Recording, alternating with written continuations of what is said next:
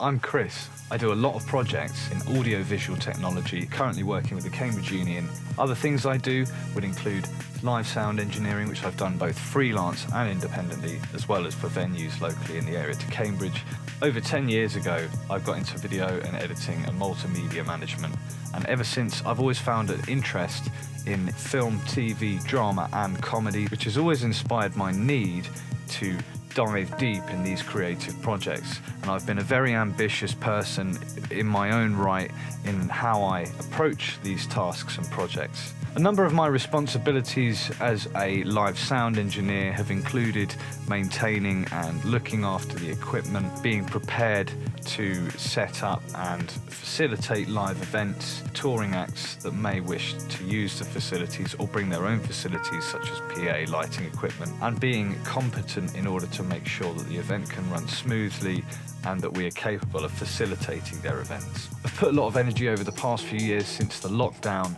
into working in videography and multimedia more heavily, particularly on a project I've been working with collaborators independently, and we've had to wear a lot of hats in order to make this project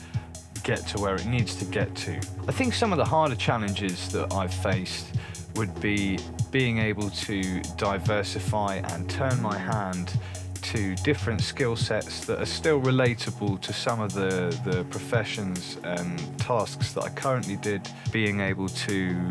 facilitate the same disciplines in another skill. So for example, with audio and audio design, being a live sound engineer and having done studio and recording work, there are similar disciplines, but you also need to be aware that perhaps a live event may have different necessities and time constraints to a studio recording session, although technically the physics that you may want to apply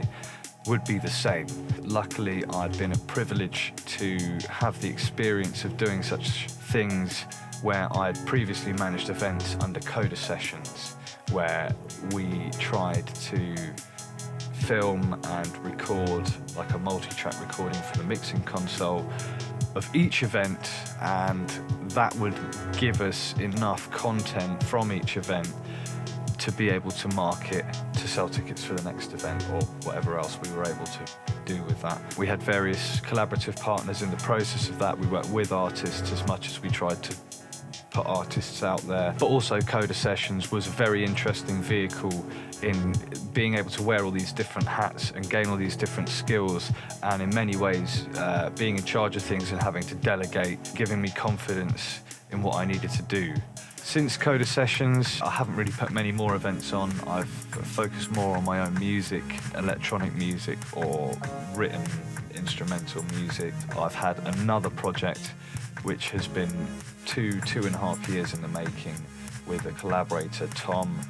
and that discusses a number of cultural issues, a number of historical context, although it does predominantly focus on one musician, their influence on modern day music and society, the influence of history upon them, and what made them so important to the main character and his journey into finding the blues, and maybe it finding him, a fictional narrative of blues phenomena that surrounds him in this journey, as well as a discussion of historical context and references, factual information. Some of the repertoire that I've been working with has definitely given me a scope to finding new ideas for creative content, for developing responsibilities and relationships with other collaborators, and how we could then use our skills and versatility to create new ideas and projects that may be independent or that may add value to some of the things that we're currently doing.